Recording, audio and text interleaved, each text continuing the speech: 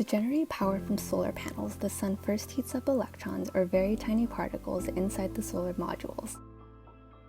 The electrons get very excited, moving in one direction to create a flow of electricity called direct current, or DC. Since DC can't be used in homes or businesses, the electrons flow into an inverter that converts DC to alternating currents, or AC. AC electricity then flows into a transformer, which gives it a boost in power so it's efficiently transmitted to the power grid and can travel very long distances. The electricity eventually travels into a substation.